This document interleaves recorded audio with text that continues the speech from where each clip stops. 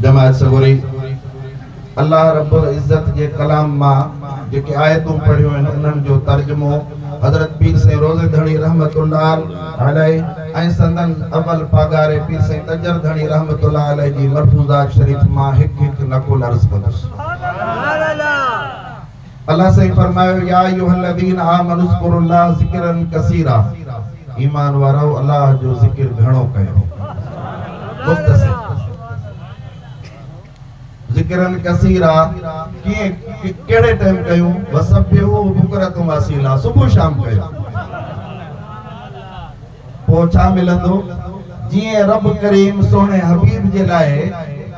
जने ये आयत नाज़िल थी इन्नल्लाह व मलाइकतहू युसल्लूना अलन नबी, तने सैयदना अबू बकर सिद्दीक जी दिल में ख्याल आयो, ॾिसो रब केॾो सोने महबूब ते मेहरबान आ, सोने महबूब ते पाण बेरहमतू मोकले थो तो मलाइकन का भी सलात पढ़ाए। उनके दिल में ख्याल आयो, अल्लाह से फरमायो तव्हां जिक्र कयो त पो इहो कम तव्हां जे लाइ भी आसान आ। कीअं जिक्र कंदो तो को छा थींदो, हुवल्लज़ी युसल्ली अलैकुम व मलाइकतहू, वो रब उन जा मलाइक तव्हां ते रहमत मोकलींदा। उनसा फायदो लियुखरिजकुम मिनज़ ज़ुलुमाति इलन नूर, इन ऊंदाही मां निकरी नूर में अची वेंदो। वकाना बिल मुमिनीना रहीमा, वो रब मेहरबान है तव्हां जे मथा बाजारो आ। भला इहो ज़ाहिरी जिंदगी में पो भला कुछ आहे, मिना खलकनाकुम व फीहा नउईदुकुम व मिनहा नुखरिजुकुम तारतन उखरा, इन मिट्टी जी पैदाशू इन मिट्टी में वापस वेंदासे, वरी हितां उथंदासे। अल्लाह से फरमायो हा पो भी आहे, चाहे तहियतुहुम यौम यलक़ौनहु, जॾहिं तव्हां कब्रनि मां जा उथंदो तो को मलाइक तव्हां जे लाइ तोहफ़ा खयूं बीठा हूंदा। छाजा सलाम सलाम सलाम सलाम, सलामती सालो ही रस्तो जन्नत वारो तो ज़िक्र वारा अचो। हजरत पीर साईं मोहम्मद राशिद रोज़े धणी रहमतुल्लाह अलैह जी मलफूजात शरीफ में अम्मा आयशा सिद्दीका रज़ियल्लाहु तआला अन्हा अर्ज़ करे थी, या रसूलल्लाह कुर्बे क़यामत में दज्जाल किस्मे किस्मे ताम खणी निकरंदो, उन वक्त मुसलमानन में कहत साली हुंदी, अनाज खत्म थी वेंदो, खाइण जे लाइ कुछ मौजूद न हुंदो। वो एड़े माहौल में मुसलमान मोमिन जो छा हाल रहंदो, वो पाण के खुदा सदाइंदो, जेको उनके माबूद मञींदो दज्जाल के उनके वो ताम दींदो, बाकी बे के न दींदो। सोने महबूब फरमायो मां एड़ो वजीफो देई छड़ियो आ, उन जे पढ़ण सा मोमिन जी दिल ऐं कल्ब भरजी वेंदो, दज्जाल जी ताम जी उनके जरूरत ही न पवंदी। या रसूल अल्लाह वो छा है, सोने महबूब फरमायो ज़िक्र ला इलाहा इल्लल्लाह जो देई छड़ियो। ज़िक्र ला इलाहा इल्लल्लाह पढ़ण वारे जी दिल भरजी वेंदी नूर सा, दज्जाल जे ताम जी उनके कुर्ब क़यामत में भी कहत साली में भी जरूरत कोन। सुभान अल्लाह सुभान अल्लाह। हजरत पीर साईं तजर धणी रहमतुल्लाह अलैह जी मलफूजात शरीफ में हजरत अली साईं जी रिवायत बयान कला। एक हजरत अली साईं जी रिवायत आ, अबी जेकी पहिरियों पहिरियों नकुल आ, पहिरे पागारे जी मलफूजात बे पागारे सैयद अली गौहर शाह लिखी है, सैयद सिबगतुल्लाह शाह अव्वल उन जी मलफूजात सनद साहिबजादे सैयद अली गौहर शाह बंगले धणी रहमतुल्लाह अलैह लिखी है। पहिरियों नकुल जेको वो इहो आ, बयान फरमाया हजरत पीर साईं तजर धणी फरमायो मौत ऐं सकरात जी सख्ती जो आलम बयान कयो। फरमायो तो मौत ऐं सकरात जेकॾहिं हिकिड़े ज़िंदा जिस्म के 1,25,000 फौलाद जूं ज़ंजीरूं विझी छिकजे त उनखे केतिरी तकलीफ़ थींदी। मौत ऐं सकरात जी सख्ती इन खां बि वधीक पाण फरमायो ज़िक्र ला इलाहा इल्लल्लाह करण वारे जो साह ईअं निकिरंदो जीअं मखण मथां वार निकिरंदो। हज़रत अली साईं जी रिवायत आहे, हिकिड़े ज़िक्र वारे बाने जो हज़रत इज़राइल अलैहिस्सलाम साह कढण आयो, ॻोल्हियसि जिस्म में का नेकी आहे, नजर कोन आई, दिल खोले ॾिठई का नेकी अंदर आहे, दिल में समायल न कोन नजर आई। भला मुंह खोले ॾिसां ज़बान ऐं इन जी ॻाड़ी मंझां जेकी चुरफुर आहे नकब हरकत आहे उहा छाजी आहे। जॾहिं मुंह खोले ॾिठई त उन जी ज़बान ते ज़िक्र ला इलाहा इल्लल्लाह जारी हो। इन ज़िक्र ला इलाहा इल्लल्लाह जी बरकत सां अल्लाह साईं उनखे बख़्शे छॾियो। तमा असांजी बख्शिश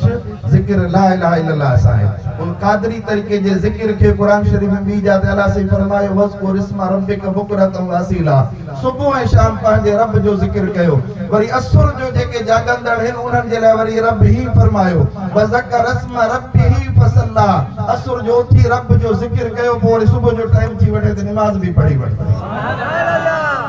असा तवा पंहिंजे हिन मुआशरे में पंहिंजी बेहतरी जे लाइ दिल जी रोशनी जे लाइ कल्ब जी रोशनी जे लाइ दिमाग के पंहिंजे के साफ रखण जे लाइ जिक्र ला इलाहा इल्लल्लाह ऐं कुरान करीम जी तिलावत के जेकॾहिं जारी रखंदासीं त यकीनन हिन जहान अॻे जहान में भी कामयाब आहियूं हज़रत पीर साईं तजर धणी रहमतुल्लाह अलैह जो हिकिड़ो नको अर्ज़ कंदुसि उहो हिन मुआशरे जे माहौल मुताबिक़ आहे अञा 9 मिनट न थिया आहिनि माहौल जे मुआशरे जे मुताबिक़ पाण फरमायो हिकिड़े बुजुर्ग के जन्नत ऐं जहन्नम घुमण जो शौक़ थियो वो जहन्नम में वियो ॾिठे त हिकिड़ो शख्स जहन्नम में पियो आहे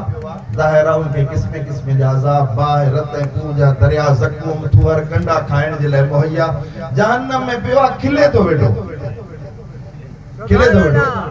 यार जहन्नम में पियो आहे खिले तो पियो हा खिला इन करे तो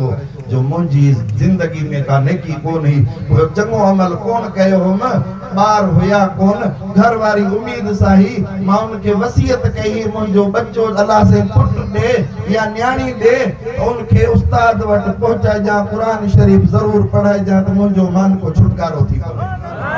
हाण मुंजो पुत्र वडो थी वियो आ पढ़ण जेड़ो थी पयो आ अज न सुभाणे मुंजी वा सगोरी घर वारी उस्ताद वट कुरान शरीफ पढ़ण लाए मुंजे बच्चे के छडे इंदी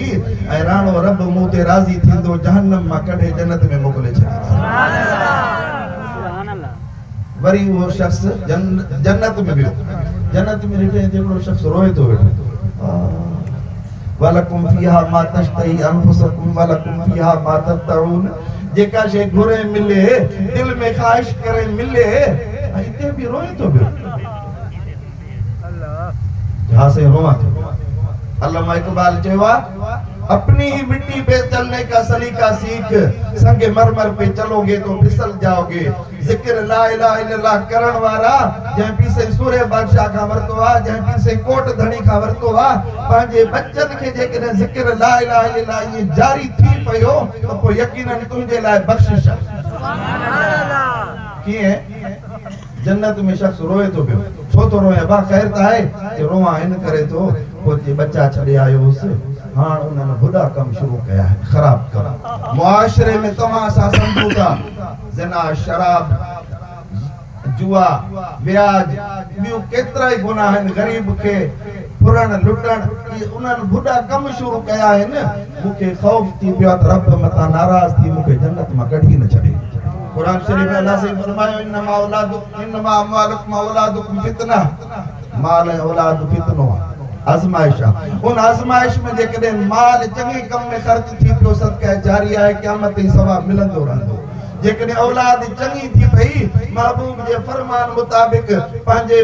पीउ जे लाइ पंहिंजी अम्मा जे लाइ यदहू लहू दुआ घुरंदा रहिया उनजा भी बेड़ा पार थी वेंदा हिन मुआशरे खे बेहतर करण जे लाइ असां पंहिंजी नए नस्ल जी तरबियत कयूं पोइ उहे मुंहिंजो इहो मक़सद न आहे सिर्फ़ जमात जे लाइ असां मुस्लमान जेतिरा बि आहियूं पंहिंजे बच्चनि जी तरबियत कयूं जेकॾहिं तरबियत न कंदासीं त सुभाणे क़बर में असांजो थी सघे थो हज़रत पीर साईं तजर धणी रहमतुल्लाह अलैह जे मलफूज़ात शरीफ जे नक़ल मुताबिक़ को अहिड़ो न हाल थी पए इन करे हज़रत पीर साईं रोज़े धणी रहमतुल्लाह अलैह फरमायो जेकॾहिं तकलीफ़ूं आयूं आहिनि ॾुख आया आहिनि इहे थोरा आहिनि सदा सूर न हुअनि गुंदर वञनि गुज़री औखायूं आकिल चवे परखा कारण पवन चङा ईअं चवनि त दर न मटिजे दोस्त जो